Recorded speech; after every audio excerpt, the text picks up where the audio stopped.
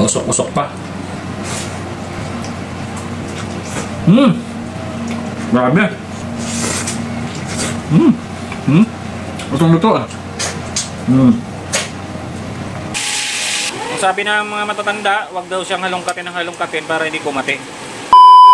Ari naman guys, nakaagi naman ko di takway sa General Trias. Siyempre pag takway, paborito to na, hindi to na pwede palagpason. Bumakaldahin ko sang binalatan, hanggang 150 para diretso luto na karon. Sa gatos nga way mabalatan para pang stock ta bala. Gari pag daw nakasabit nga gabi nga tuyo, gabi nga sariwa nga may laman. Sinabayan ko namit naman ni siya gataan. Dito na laktan diles mangital tato sa palengke. Ari nakita ko ba ning abalungan guys sa padlapad sa likod. Umuli na ko para maluto ang takway. Guys, ito na yung takway natin na binili 150. Sobrang dami pala nito.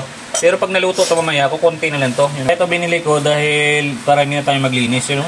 Linis na linis talaga nila. Oh. Ganda ng pagkalinis.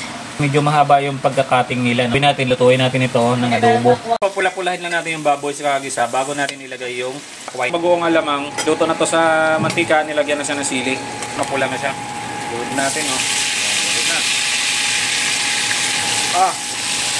Gigisahin lang natin tong takway. Yan, magic sarap. Isang buo na kasi dami naman yan eh. So bumaba na siya kasi nausukan na siya. Dahil lumambot na siya. Ikutin lang natin para maluto yung sa bandang itaas. Ito na yung sa ilalim is mantika.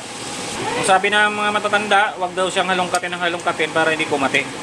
So gawin natin dito, siguro lagyan natin isang basong tubig para medyo maabot yung sa taas. So papapayuin pa natin yan. Pag naluto na siya, saka natin siya na titimplahan ng bagoong. Then, tuyo na, konting tuyo para medyo kumulay siya. So yun guys, medyo luto na siya pero yung bandang sa taas, inikot ko muna para sure talaga na maluto yun. So yun, ito na guys, luto na. Tingnan natin ha. Kasi may lambot na siya oh. Ayan. So yung luto na yung ilalim niya. So yun guys, perfect kasi nga hindi siya maalat. Ito yung magiging pampalat niya, yung bagoong. Tansyahin lang natin yung ilagay ng bagoong. Then lagyan natin ng toyo para pampakulay. Dagdag na rin alat yan guys. Yan, kunti lang para kumulay lang siya. Then mamaya, ayun oh, medyo luto na siya. Mamaya pag kumapit na itong bagoong tsaka ano, lagyan na natin siya ng suka.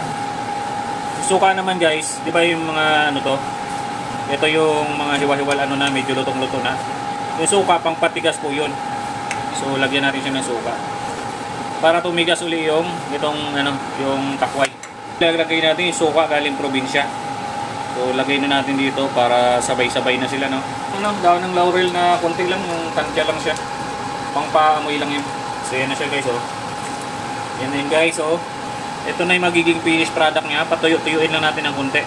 Ito yung final niya. So nakita nyo naman oh, oily yung ano, vegetable oil.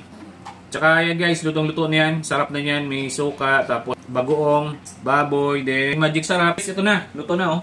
Nakita nyo naman, sobrang sarap niya no. Usok-usok pa. Tikman na natin. Tikman natin.